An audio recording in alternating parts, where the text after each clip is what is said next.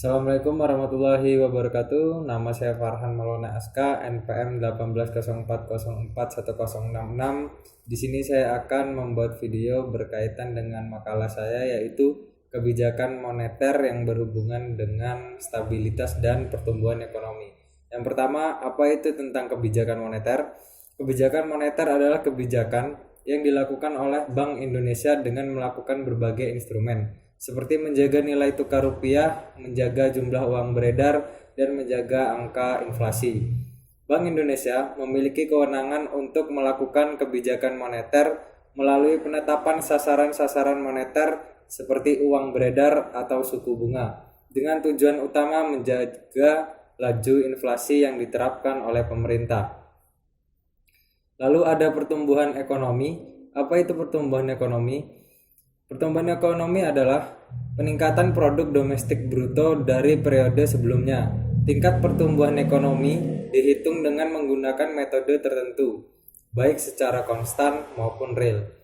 PDB yang digunakan dalam penelitian adalah PDB konstan, yaitu PDB yang tidak memasukkan unsur inflasi di dalamnya.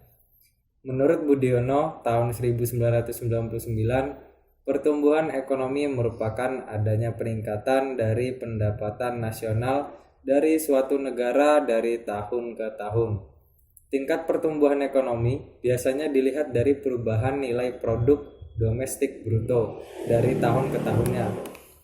Lalu ada produk domestik bruto, yaitu produk domestik bruto adalah hasil bersih dari semua kegiatan produksi yang dilakukan oleh semua prosedur dalam suatu negara dari berbagai sektor ekonomi. Sedangkan menurut Apridar tahun 2009, produk domestik bruto merupakan jumlah produk berupa barang dan jasa yang dihasilkan oleh unit-unit produksi di dalam batas wilayah suatu negara domestik. Selain itu, produk domestik bruto juga dapat diartikan sebagai jumlah nilai dolar konsumsi, investasi bruto, pembelanjaan pemerintah atas barang dan jasa, dan ekspor yang dihasilkan di dalam suatu negara selama 1 tahun. Lalu ada nilai tukar. Nilai tukar adalah harga mata uang suatu negara terhadap salah satu mata uang negara lainnya. Selain itu, nilai tukar nominal adalah harga relatif dari mata uang dua negara. Jadi kurs atau nilai tukar adalah harga dari mata uang suatu negara terhadap mata uang lainnya. Sistem nilai tukar tetap adalah nilai tukar di mana depresiasi dan apresiasi ditentukan oleh pemerintah atau bank sentral.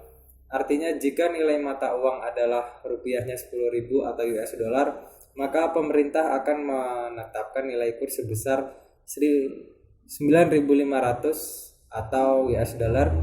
Pemangkasan nilai tukar tersebut berimplikasi pada penggunaan cadangan devisa untuk membayar di pasar falas, sehingga negara yang menerapkan sistem ini harus memiliki cadangan devisa yang cukup besar. Lalu ada inflasi. Inflasi diartikan sebagai meningkatnya harga-harga secara umum dan terus-menerus. Kenaikan harga dari satu atau dua barang saja tidak dapat dikatakan sebagai inflasi, kecuali bila kenaikan itu meluas atau mengakibatkan naikkan semua harga dan barang-barang lainnya. Menurut Budiono tahun 2011, inflasi adalah kecenderungan dari harga-harga barang untuk meningkat secara umum dan terus-menerus. Kenaikan harga barang yang terjadi secara musiman menjelang hari-hari besar tertentu atau yang terjadi hanya sekali saja dan kembali normal itu bukanlah suatu inflasi. Inflasi adalah terjadinya kenaikan harga secara umum dan terus-menerus. Selain itu, inflasi juga dapat disimpulkan sebagai meningkatnya harga-harga. Lalu ada hubungan kebijakan moneter dengan pertumbuhan ekonomi. Yang pertama ada hubungan antara nilai kurs dengan pertumbuhan ekonomi. Nilai tukar yang stabil cenderung menunjukkan keadaan perekonomian yang stabil, karena nilai tukar yang stabil menunjukkan stabilitas moneter yang baik dan juga bagus. Berbagai transaksi moneter dan perbankan berjalan lancar. Meski demikian, apresiasi kurs dan depresiasi kurs berpengaruh terhadap pertumbuhan ekonomi. Ketika kurs terdepresiasi atau melemah, maka dampaknya produksi barang dan jasa ekspor akan meningkat kenaikan harganya.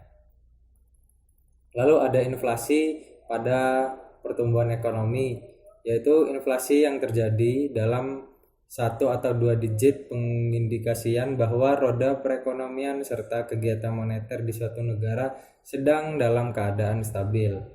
Tingkat inflasi yang tinggi akan mengakibatkan daya beli masyarakat menurun, dikarenakan nilai uang sudah buruk. Artinya jika dalam keadaan inflasi normal, seseorang dapat membeli 1 karung beras dengan 100.000. Ketika inflasi meningkat mencapai 30%, maka daya beli uang tersebut akan mengalami penurunan, karena ia hanya akan mampu membeli 3 atau 4 karung beras. Sehingga kejadian serupa juga akan dialami oleh para pengusaha. Harga bahan baku melonjak, kos meningkat, dan sehingga tidak mau memproduksi dan akan mengurangi produksinya. Dan pada akhirnya secara makro akan berpengaruh terhadap pertumbuhan ekonomi. Mungkin cukup sekian video yang dapat saya sampaikan. Apabila ada kekurangan saya mohon maaf. Saya akhiri. Wassalamualaikum warahmatullahi wabarakatuh.